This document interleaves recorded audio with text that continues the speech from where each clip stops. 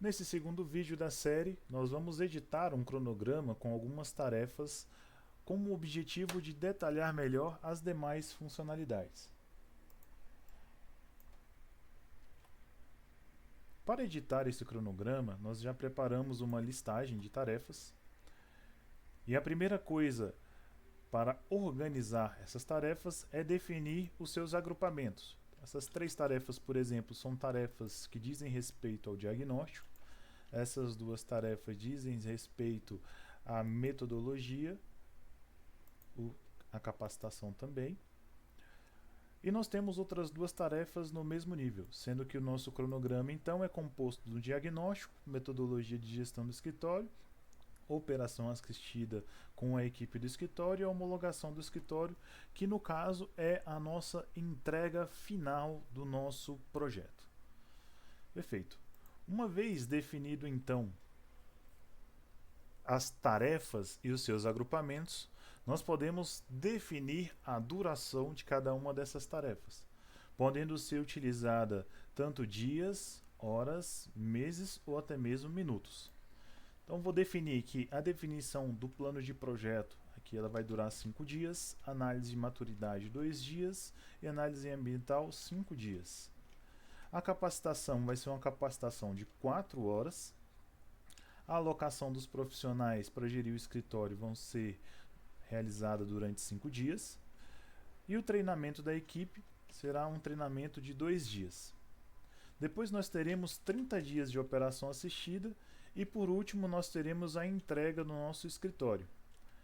Conforme prega a metodologia, ou a gestão de projetos, como o guia do PMBOK, nós sabemos que marco ele não tem duração. Por isso, para determinar um marco dentro do nosso cronograma, basta zerar a duração e o próprio sistema ele já entenderá que essa tarefa é um marco. Determinado então a duração das nossas tarefas, nós podemos observar que o sistema já fez um cálculo inicial do peso para cada uma dessas tarefas. O peso ele vai levar em consideração a duração das tarefas do cronograma. Porém, pode ocorrer de no meu cronograma existir uma tarefa de curta duração, mas com grande impacto e importância no meu projeto. Então eu posso definir um maior peso para essa tarefa e o sistema vai rebalancear o peso das demais tarefas de acordo com a duração. Outro detalhe que nós podemos incluir no sequenciamento das nossas atividades serão as datas de início e término. Nós podemos fazer de duas formas. A primeira forma seria definir cada uma das datas de acordo com a data início, considerando a duração. Então, eu vou dizer, por exemplo, que a definição do plano ela começa em dia 29/6. Vou mudar essa alteração, vou mudar que ela começa no dia 14/6. Levando em consideração 5 dias, terminaria no dia 18/6. Eu posso buscar aqui no próprio cronograma, logo do dia 18/6, no dia 21 já iniciar essa segunda tarefa. Porém, esse modelo ele é pouco indicado porque ele não cria encadeamento entre as tarefas do cronograma. O natural é que se utilize as predecessoras. Então, eu crio dependências entre as tarefas do cronograma. Para definir o nosso cronograma, então, vou demarcar aqui a tarefa 3, ela depende da tarefa 2, e a tarefa 4 depende da 3. Automaticamente, o sistema considerou as durações das tarefas e passou a sequenciar cada uma delas de acordo com o término. Aqui nós já resgatamos um conceito interessante que diz respeito sobre a classificação das predecessoras.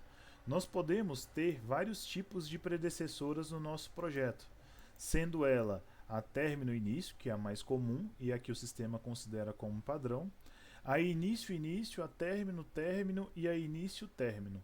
Para cada uma delas, o sistema vai gerar um comportamento específico para a tarefa. Nós podemos utilizar tanto aqui clicando 2 vezes na predecessora, quanto simplesmente utilizar as iniciais de cada uma das classificações das predecessoras. Então, no caso aqui, eu vou dizer o seguinte: a análise ambiental ela vai começar paralelamente à análise de maturidade, a atividade prevista na linha 3. Então, basta que eu coloque o início, e ela já está iniciando na mesma data e horário, terminando posteriormente, pois sua duração de fato é maior. É possível ainda incluir folga em cada uma dessas predecessoras. Ou seja, se eu quero que essa tarefa não inicie imediatamente, se eu quero que ela tenha uma folga de espaço de tempo antes de iniciar, basta eu definir qual é o prazo dessa folga e o sistema já vai considerar a folga também para definir o início de cada uma das tarefas.